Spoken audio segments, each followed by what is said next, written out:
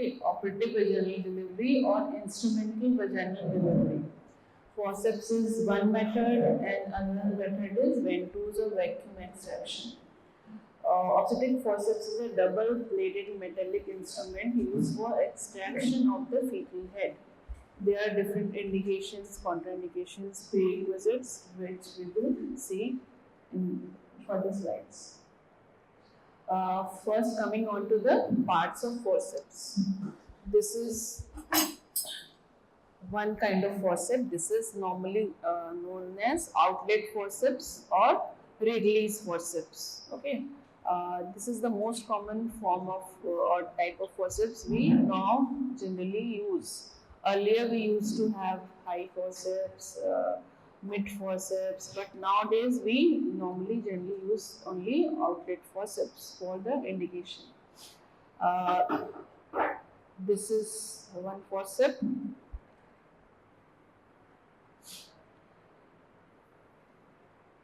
This is your blade of the forceps. This is the shank and this is the handle.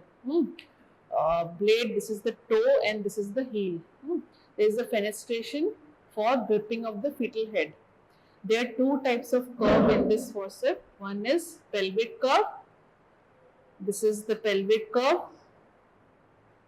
above. This is the pelvic curve, and inside medially it is the cephalic curve. Okay. How will you know which is the left blade or which is the right blade? If I keep this in front of you, how will you know which one is left and which one is right? लो बताओ which one is, अच्छा मैं एक दे रही हूँ, उसमें बताओ ये left है कि राइट?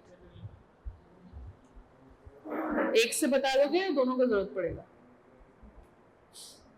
लेफ्ट साइड का कि राइट साइड का? कौन सा साइड का है वो?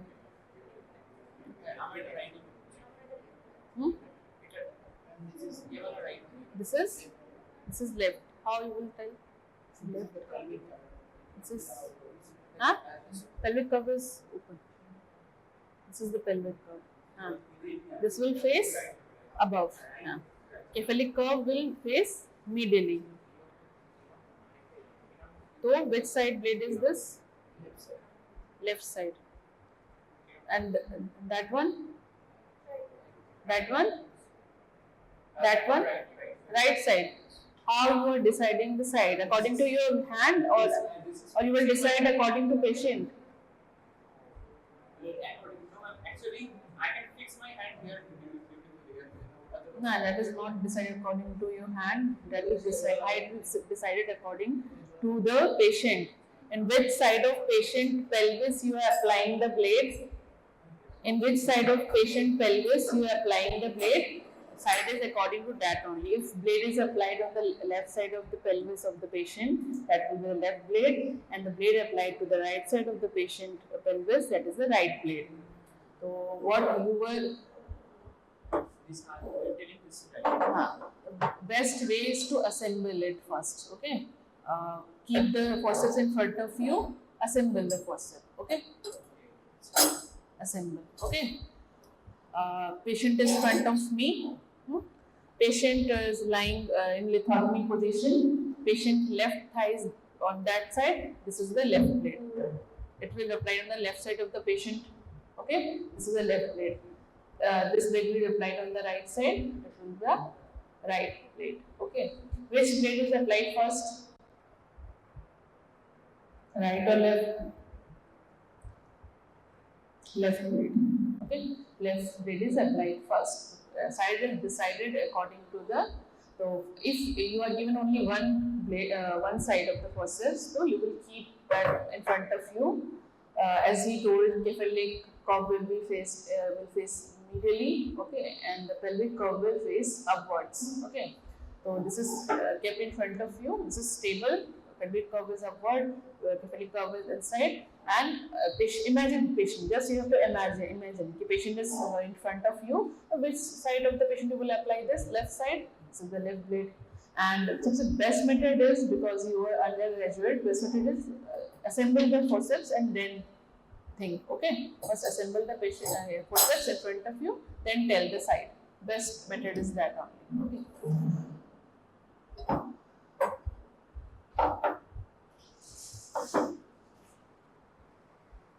These instruments basically consist of two crossing branches. This is the lock. Okay. This is the blade. This is shank. This is lock. This is known as English lock. Okay. This is the lock. This is the lock, and this is handle. And one more type of forceps commonly used in West Bengal is Das forceps. There is some locking device, access traction devices also there in that forceps. That is long forceps. This is a short forceps. Each branch has four components: blade, shank, lock, and handle. Each blade has two curves, cephalic and the pelvic curve. This is one of the type Tucker-McLean forceps. These are used in foreign countries. Forceps, Tucker-McLean forceps. There is no fenestration in the blade, as you can see. There is no fenestration. Okay. These are different types because forceps, you don't need to know the name exactly, you just need to know this forceps and that forceps. Okay. The blades are connected to the handles by the shank. The common method of articulation in English lock consists of a socket located.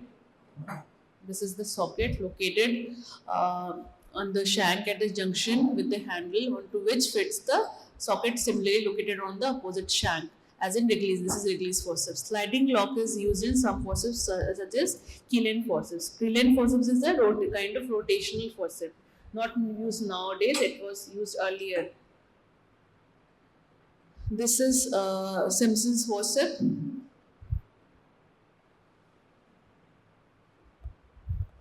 This is Killen forceps. There is sliding lock over Killen forceps. This is long rotational forceps.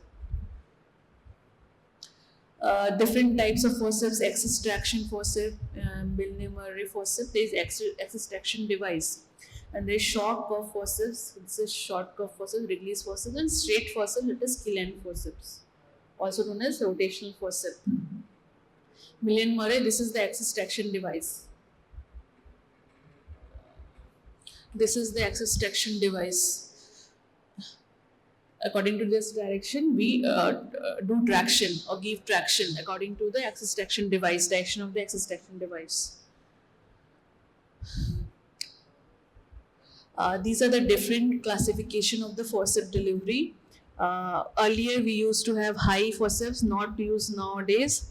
Then mid forceps, the station of the head or fetal head should be between 0 to +2, and low forceps is station is +2 or more, and rotation is 45 degree or less, and rotation can be 45 degree or more. Outlet forceps is the one we normally use. This is the outlet forceps. What are the criteria of outlet forceps? The scalp should be visible at the introitus without separating the labia. That means crowning has occurred. Okay. Fetal skull has reached pelvic floor. Sagittal suture is in the AP diameter, anteroposterior diameter. That means rotation is almost complete, or just rotation is not more than 45 degree. Means ki this is your head, and rotation is normally it is engaged in transverse diameter. It is rotated, that engaged in 90 degree, transverse diameter 90 degree, and rotated like 45 degree. Rotation should be less than 45 degree. Means ki just AP diameter is this, it should be slightly between 45 degree and AP diameter. If rotation is more than that, we can't apply outlet forceps. Okay, that means ki internal rotation has not occurred completely, so we can't apply outlet forceps. If internal rotation has started and is not completed between 45 degree and AP diameter, then we can apply outlet forceps. Fetal head is at or on the perineum. You just at the perineum you can see the fetal head. It is not receding back. At that point, we can apply the outlet forceps. What is the function of forceps? Why we use this? This is used for traction. Main function is traction. We give traction. There are different direction of the traction, how we will deliver the fetal head or baby. And one more function was rotation, but earlier we used to use forceps for rotation, that is Killen forceps, but nowadays we don't use forceps if rotation is not complete, or it is, if it is more than 45 degree, we don't use forceps. Okay. Simpson's forceps are used to deliver, you don't need to know all this. Indication of forceps. There are two types of indication: maternal indication and fetal indication. In maternal indication, it is mainly used to cut short the second stage of labor in some conditions, or prolong second stage of labor. What are the conditions? Like patient or mother is in distress, patient is already exhausted, there was prolonged labor, pulse is more than 100, that is tachycardia, temperatures, or patient is having fever, or temperature is more than 38 degrees Celsius, and there are patient is having signs of dehydration. The patient can't push anymore on her own. You have to help her to deliver the baby. As if patient is suffering from any maternal disease like heart disease, in heart disease we try to give less exhaustion to the patient. If patient will exhaust, the load on the heart will be more, so we will try to avoid that. To how we will avoid that? To cut short the second stage of labor. Mainly pushing, maternal pushing is occurs in the second stage of labor, so if we can cut short that, we will cut short the problem patient may face if she will push on her own. Any pulmonary TB, patient is having any pulmonary disease or pulmonary TB, patient is having preeclampsia, eclampsia. In preeclampsia, eclampsia, obviously, if patient's condition are already deteriorated, you want to deliver the baby as soon as possible. You have to terminate the pregnancy as soon as possible. In eclampsia or preeclampsia, this time limit. You have to deliver the baby in 12 hours, 24 hours. So if delivery is prolonged, then patient may land up in severe complication due to eclampsia and preeclampsia, not due to delivery, but due to eclampsia and preeclampsia. So, should cut short that second stage, you can use forceps, and even ventouse also. Intrapartum infection is there. Any neurological condition, patient is suffering from any neurological condition, she can't push. Like a patient is having polio, and many patient she will come to you in second stage of labor. You can't go cesarean section at that point. You have to deliver the baby. You can use forceps in that cases. Fetal indication, if fetal distress, the most common indication nowadays is fetal distress, because fetal distress is the thing you don't have time. Bradycardia is happening. For if you are you want to do cesarean section, you will take at least 20 to 30 minutes. You will all the preparation will take 20-30 minutes. You will send the call or call anesthetist. You will arrange the instrument, autoclaving of the instrument, shifting the patient from the labor room to OT. It will take time, and all the setup will take at least 20 to 30 minutes. You don't have so much time if fetal distress is there. You have to deliver in 5 minutes. In that cases, it is the most common indication nowadays, fetal distress. Prolapse pulsating cord, any prolapse cord is there. In that case also, you have hardly 5 minutes to deliver the patient, otherwise baby will die. Premature separation of placenta, if any abruption is there, in that case also you have to deliver the baby fast. Preterm delivery, we can apply forceps. After coming head of breech, in face presentation also we can apply forceps. And in nowadays, in during cesarean section, we use forceps as a fulcrum or lever, and either we can use one blade as a lever, or we can use both the blades if head is floating. Or we can apply ventouse also in cesarean section. What are the prerequisites of forceps application? Normally, we nowadays use mnemonic of forceps. I will tell you later. Cervix must be completely dilated. For forceps application, cervix will be dilated. If patient is having a dilatation of 8 centimeter or suppose 6 centimeter, you can't apply forceps. You will unnecessarily injure the cervix or cause tear of the cervix, and you can't deliver if dilatation is not complete. At least it should be 10 centimeter. Completely dilated cervix should be there. Membrane must be ruptured. Obviously, if you have to insert the blades, the membrane should be ruptured. The head must be engaged. Engaged means that per abdomen examination is done, it should be less than 2/5 of the head palpable abdominally, or if you are doing PV examination, it should be at least 0 to +2 station of the head. Extensive caput sustenium formation and molding sometimes make determination of the station difficult. That is a different scenario. The fetus must be present in vertex or face or chin anterior. Forceps can be applied in vertex, in occipital posterior position also, in face presentation also, and after coming head of breech also you can apply forceps. Position of the fetal head must be precisely known. You have to do PV examination before applying forceps. You have to assess the sutures and the degree of flexion, deflexion, flexion of the head, and suture alignment. Is it AP direction or it is rotated? If it is not properly rotated, more than 45 degree, you can't apply the forceps. There should be no suspected cephalopelvic disproportion. What is cephalopelvic disproportion? Either the pelvis is smaller than the normal fetal head, or the fetal head is larger than the normal pelvis.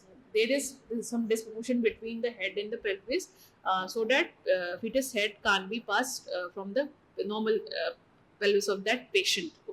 It can be large head or it can be smaller pelvis.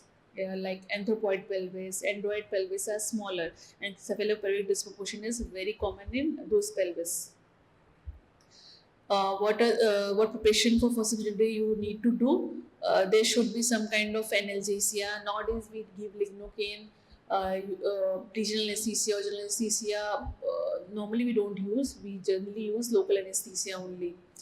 Earlier parental block were given, but nowadays we normally use regional anesthesia only or local anesthesia. The bladder should be emptied. Contraction of the uterus should be present. Okay, patient contraction of the uterus should be present and bladder should be emptied. How do you know? I have already told you, right and left blade.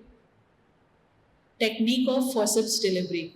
In occipito, and you need to know only normal occipito anterior position only. Other position you just need to know how it is delivered. You don't need to know all the steps. You just need to know the steps in normal position, occipito anterior position. Okay. So first, I will tell you the details in application after the completion of this PPT. The left blade is applied first and held by the handle between the thumb and the fingers of the left hand, almost parallel with the right inguinal ligament, and pass along the left side of the maternal pelvis, guiding the palm of the right hand and the fetal head. Right hand is introduced, and left hand we will hold the left blade and then introduce it like this. Okay. We will place the right hand inside the pelvis, between the fetal head and the pelvis, and introduce this like this. Okay. Then one assistant will hold this, and then we will introduce this like same pen holding fashion. We'll introduce this. First, we'll keep this parallel to the inguinal ligament of the left side and introduce on the right side. Okay. And we will then lock it. We need one assistant during the forceps delivery. One assistance is required. As the blades passes into the birth canal, the handle is carried backwards and towards the midline. It is now the lower blade. The fingers of the left hand are introduced along the right side of the pelvis. Right blade is held, passed in the same manner. They should be locked easily. If the two blades should lock easily, that means proper placement is there. If it is not locking properly, that means placement is not proper. You have introduced it not properly. And you should reassess the position of the head.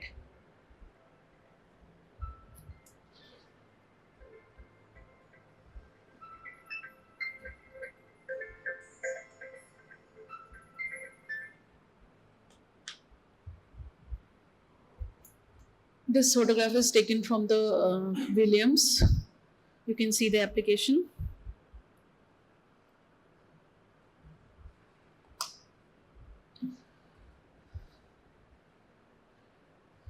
Then introduce and then horizontal. It is bring on to horizontal position. Then assistants will hold it, and you will introduce the other blade, right side blade. And it should be a bimalar, biparietal application should be there. As you can see, parietal and malar. Biparietal, bimalar position should be there. Clinical checks for the correct forceps application. these. It should be equidistant from the lambdoid suture, that is lambdoid, that is posterior fontanelle, and that is lambdoid suture. This is sagittal suture. It should be the handle should be perpendicular to the sagittal suture. The blade should be equidistant from the lambdoid suture. Posterior fontanelle is 1 finger breadth above the shank. Okay, this one is 1 finger breadth above the shank. This one, B point, and A is equidistant. This is if this is a scenario is there, that means you have correctly applied the forceps. Okay, this is the correct application, and this is the incorrect application. Okay, there is no proper distance is maintained. Asynclism is there. Wrong placement is there. This is if this is left occipital anterior position is there, then you have to apply like this. Okay. Traction. What is the direction of the traction? It should follow the curve of the Caras, pelvic curve. First, we will pull horizontally, then upwards and forwards. Okay. The two blades are unlocked between the contraction to minimize the period of head compression.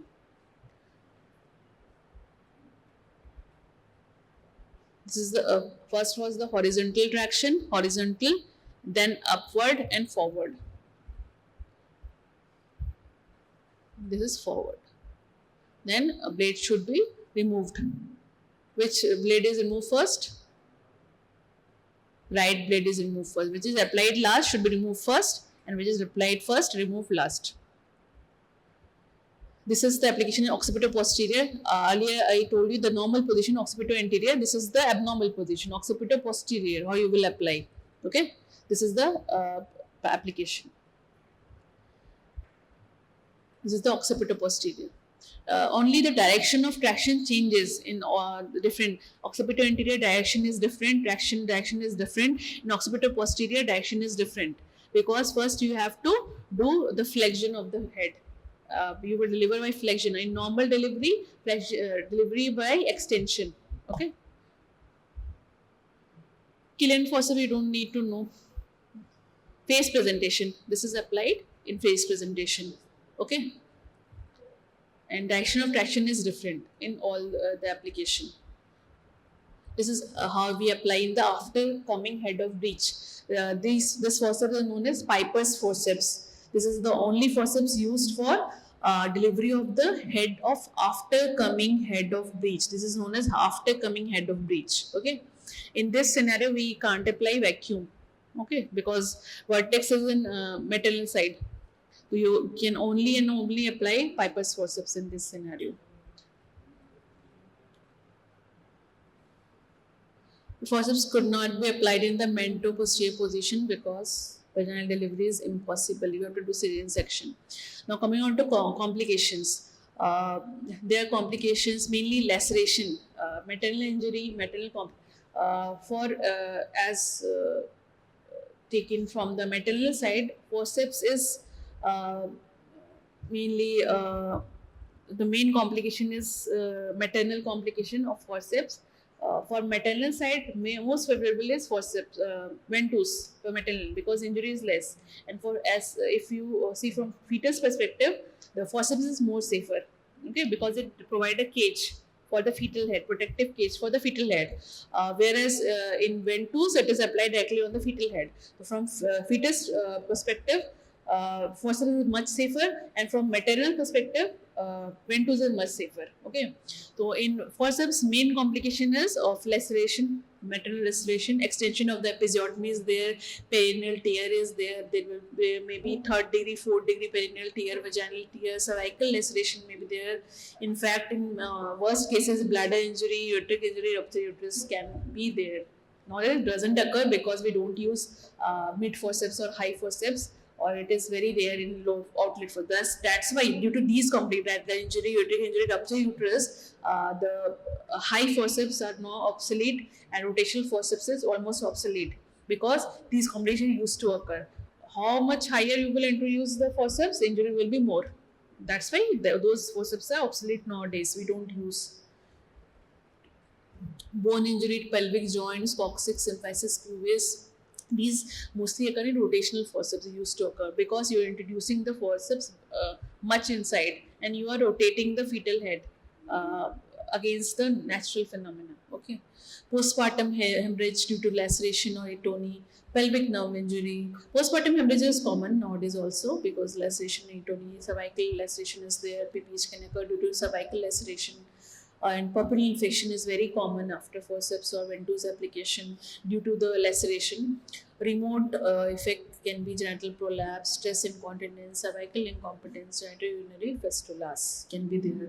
If any patient presents to you with urine doubling or genitourinary fistula, you will take any history. There, most of the cases there is history of any obstructed labor or any instrumental vaginal delivery. Those patients generally present with genitourinary fistula after normal delivery. Fetal complication are fracture of the fetal skull can happen, cephal hematoma can occur, intracranial hemorrhage can occur, fetal facial nerve palsy can occur, trauma to the face, eyes, scalp, asphyxia due to intracranial hemorrhage. These mostly occurs in if the operator or the surgeon is inexperienced, the injury is more. If you are experienced well enough, injury is very less. Intracranial hemorrhage, cord compression between the head and the forceps. If you have not checked the properly, application of the forceps, you have not checked, it can happen. Trial of forceps, failed forceps. Failure means failure to extract the fetus by the forceps, it may be due to failure to apply the forceps to deliver the head with it. Failed forceps, there are different causes. You don't need to know all that. Failed forceps, you have to do cesarean section, vacuum extraction, ventouse. This is the ventouse cup. Different kind of cups are used. Metallic cup, silicone cup. This is the Celastic cup. Okay. Vacuum extraction device. What is the principle? The traction on the metal cup or the silicone cup designed so that the suction is created and suction creates the artificial caput known as chignon. It creates the chignon within the cup that holds firmly and allow adequate traction. Chignon is created on the fetal head, that is known as artificial caput. Advantages over forceps: there's avoidance of insertion of space occupying steel. It takes much more space than the ventouse. If there's no space, if you can't find space between the pelvis and the fetal head, you will not be able to introduce the forceps. In that case, you can introduce the ventouse because you have to just introduce on the fetal head. No requirement of precise positioning over the fetal head, less maternal trauma, less intracranial pressure during traction. Indication and prerequisites for the vacuum. Almost all the indication prerequisites are the same, but vacuum extraction reserved for the fetuses have attained a gestational age 34 weeks or more. If the gestation age is less than 34 weeks, you can't apply ventouse because that will be premature baby. Head is not properly developed. If you will apply ventouse, the injury to head chances of injury will be more. That's why we don't apply in preterm premature babies. And after coming head of breech, we can't apply ventouse. These are the limitations. Contraindication: high station, cephalopelvic disproportion, face or the non-vertex position. In face position, we can't apply ventouse, obviously. You can't apply ventouse on the face of the baby. Fetal coagulopathy, intact membranes, you can't apply. What are the advantages of ventouse? You can apply if there is rotation is incomplete, you can apply ventouse. If dilatation is not complete, you can apply ventouse. If dilatation say 8 centimeter, you can't apply forceps, but you can apply ventouse. So in two condition where forceps can't be applied, but ventouse can be applied, first is if dilatation is not complete, you can apply ventouse, and if rotation is not complete, you can apply ventouse. Types of vacuum cups: rigid or the metallic cup, and soft cup is Celastic cup, or nowadays silicone cup is there. The inside is slightly curved inside. Okay, to properly form the chignon or the vacuum, properly form the vacuum.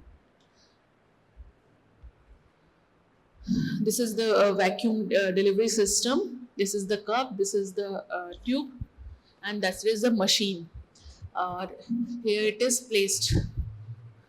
Here it is placed, and placement is on the flexion point of the fetus. Okay, Flexion point is around 3 centimeter from the posterior fontanelle. Pointer नहीं ना?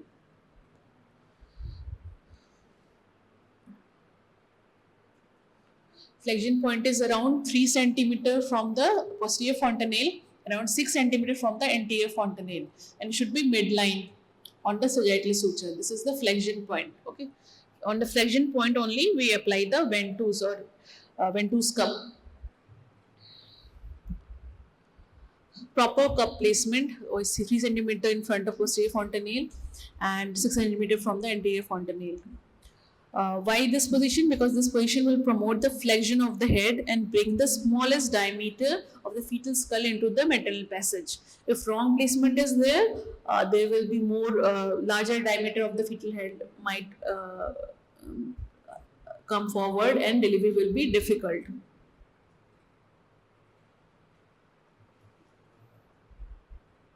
Asymmetrical placement may worsen the asynchronism.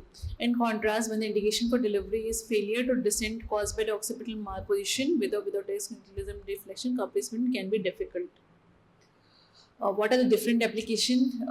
Flexing median, flexing paramedian, deflexing paramedian. You don't need to know all that. Just see. What is the proper placement? You have to, when you introduce the cup, you have to properly check the full circumference of the cup. Okay, palpate full circumference of the cup before and after the vacuum. Before applying, creating the vacuum, and after creating the vacuum, you have to check, because there is chance of entrapment of the maternal tissue. Okay, that's why proper checking is very important.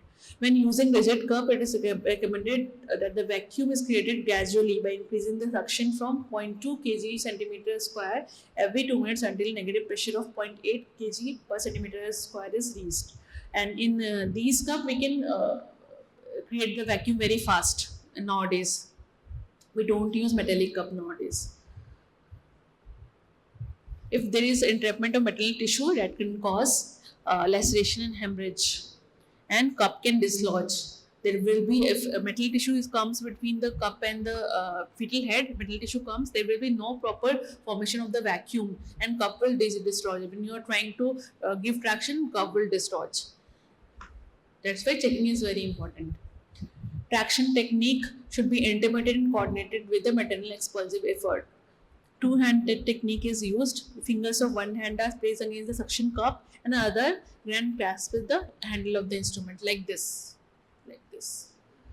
The axis of attraction is perpendicular to the cup. Best guiding rule is that direction of the pull should be never go outside the circumference. The direction of the pull should be between the circumference. Like you can pull here, you can't pull here. Okay, within the circumference of the cup.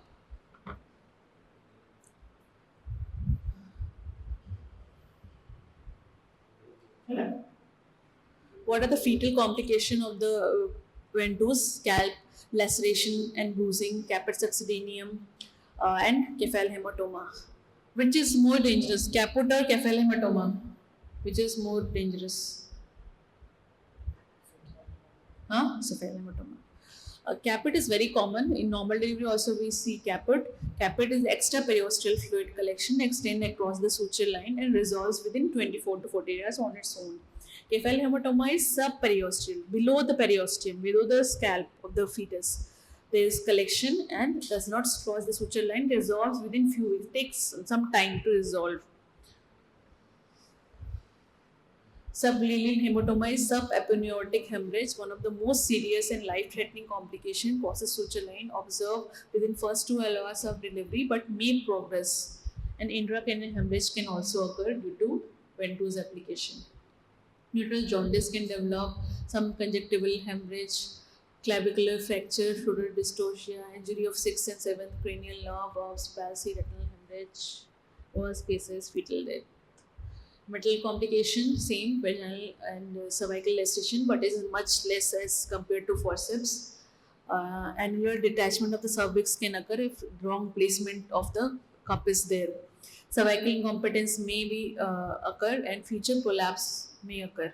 What I was telling you, the rotation should normally it is engaged in transverse diameter or left occipital anterior diameter, most common. rotation should be between this 45 degree. If it is between this, then you can apply the forceps. If rotation is not complete, like it is in 90 degree, you can't apply this outlet forceps. Okay, that's why that's what we mean from rotation less than 45 degree. It should be between this and that. Okay, then we can apply the forceps. So let's hold this. First, you will assemble the forceps in front of you. This is maternal. This is the maternal left side, and this is right side. So, which one is left blade? This is the left blade from the which is lying on the left side of the maternal pelvis. So we will take out the left blade first. I will place my right hand inside the pelvis, between the fetal head and the pelvis, and we can lubricate the blade also with lubricant if required. Then I will place the hand between the. There is no much space over this, but normally there is space. We use this between the fetus and the fetal skull and the maternal pelvis, and then by pen holding fashion, we will hold the handle of the forceps, and it will lie along the. This is the inguinal right side inguinal ligament of the patient. Okay, right side. This is right side. But we are lying on the left side. It should lie parallel to the right inguinal ligament of the patient. And I will introduce this and rotate it and place it horizontally. Okay, this is placement. Now hold this. I will ask my assistant to hold this. What are the prerequisites I told you? The it should be in the more than +2 station.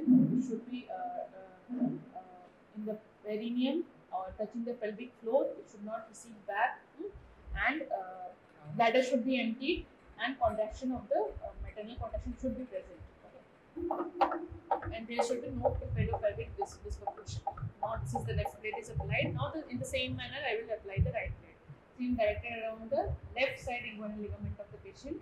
Then I will introduce my left hand finger and try to introduce this, and then I will lock. There is no proper space in this there, and I will lock this. Okay. Then how traction is done? If occipital anterior position is there, so you have to do traction. This is forward direction. This is patient. Okay. This is the forward direction. This is the backward direction. This is the upward direction. This is the backward or downward direction. Okay. So first we will, if occipital anterior position is there, we will give traction backward, backward or horizontally, then upward and forward. This is forward, upward and forward. This curve should be forward. But in occipital posterior and face, there is different directions there. Okay. And when the head is delivered, we disassemble, and first right blade is taken out, then left blade is taken out. Okay. And in vacuum application, suppose dilatation is only 8 centimeter or rotation is not complete. Okay. So we will apply on the flexion point. Flexion point is this 3 centimeter from the posterior fontanelle and around 6 centimeter from the anterior fontanelle. This is the application, and then I will check the circumference of the cup if any vessel tissue is there or not. This proper placement is there or not. From hold this. I will check this right hand, check the circumference of the cup, the proper placement is there or not. Then I will hold this on the fetal head tightly, and from ball hand I do this. And normally foot end we have the button for the pressure generation. Okay. So the amount of vacuum creation should be 0.2 kg per centimeter square. So I will slowly increase the vacuum. It should be 0.8 kg per centimeter square. When it is properly achieved, pressure is created, then I will start the traction. Okay. Traction should be the same, like if occipital anterior is there, it should be first backward, upward and forward. Okay. And this first we will earlier when metallic cup we used to wait for some minutes, like vacuum ventouse application takes more time than the forceps application. traction because we have to wait for the development of the chignon. Chignon is just artificial taproot. Okay, so we have to face at least 2 minutes to develop the chignon, and the chignon is developed, then we will give traction. That's why earlier Ventouse were time taking. If deliveries like fetal distress is there, prematurity is not there, we used to give forceps before forceps because it takes less time. Because for Ventouse, obviously, you have to take out the machine, then create the vacuum, then assess everything, then you can give the traction. In forceps, just you have to apply. If you are experienced, you can do it faster. If you are not experienced, you will not be able to do it faster. These are different sizes of the These are different sizes of the cup. Okay, the smaller one, larger one, and metallic one is also there. And machine is in labor room. If you are interested to see, the machine, the vacuum machine is there in the Ventouse machine is in the labor room. Okay. And one more type of glass forceps is also there in your instrument tray. I will show you in the next class. And this is the basic. Okay. Almost done. अच्छा flexion point समझ आ गया और क्या कोई अच्छा pre requisites एक copy दो बताया शायद मैंने पहले तुम सीनियर बैच प्री रिक्विजिट का निमोनिक है सभी पढ़ाते होंगे FORCEE fully dilated cervix should be there dilated cervix occipital anterior or no obstruction should be there ruptured membrane and rotation should be complete. Ruptured membrane and rotation should be complete. C माने कि no cephalopelvic disproportion should be there. E माने empty bladder and P means pudendal of dog aerobics is the type of event. Okay, this is the basic and C one more is full dilation of the cervix. P normally earlier we used to do pudendal nerve block, but nowadays we just keep Dignocaine or regional anesthesia or local anesthesia. Okay, pudendal nerve block, but nowadays we don't. Empty bladder, occipital anterior position, no obstruction should be there, and full dilatation of the cervix. C stands for no CPT and full dilatation of the cervix. C for cervix. Okay, this is the mnemonic for the prerequisite. Okay.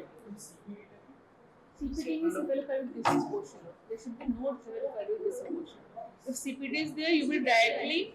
If CPT is there, you will directly go for cesarean section. You will not use forceps or Ventouse. You will not use. Yeah, you have to directly go for cesarean section in case of CPT.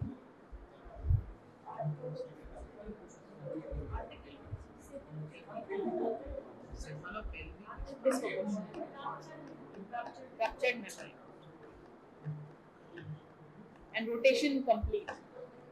R for rotation should be complete.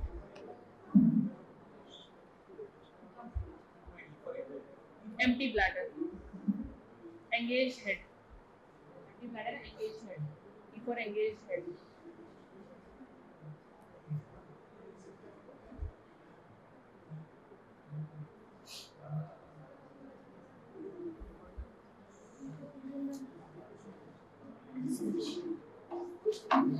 अच्छा बताओ कौन सा side कौन सा wave कौन सा side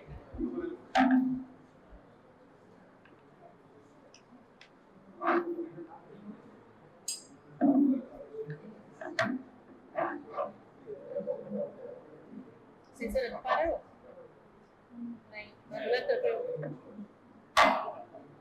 अब रख पा रहे हो स्टेबल है ठीक है हाँ स्टेबल है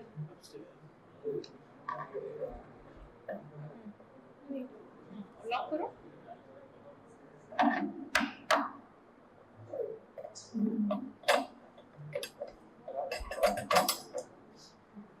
which one is left side which one is left lid and which one is right lid which one is left left तो सब असेंबल भी देखना, असेंबल बहुत इंपॉर्टेंट है, एग्जाम में नहीं तो नहीं कर पाते हो, पास पास करते हो। ये देख लो, वेंटूस देख लो तुम लोग।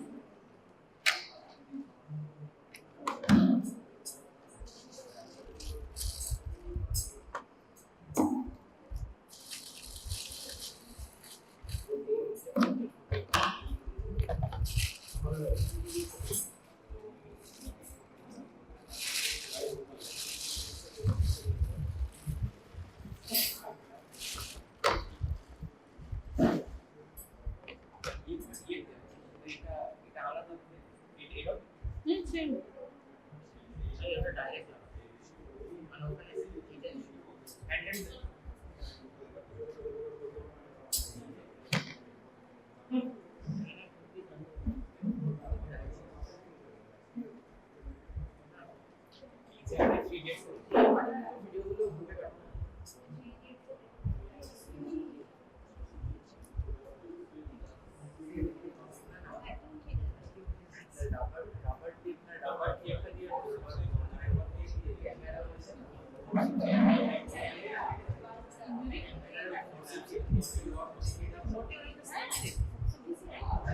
विशाल engineer third degree fourth degree CPT means company paid there then occurring for subsidy.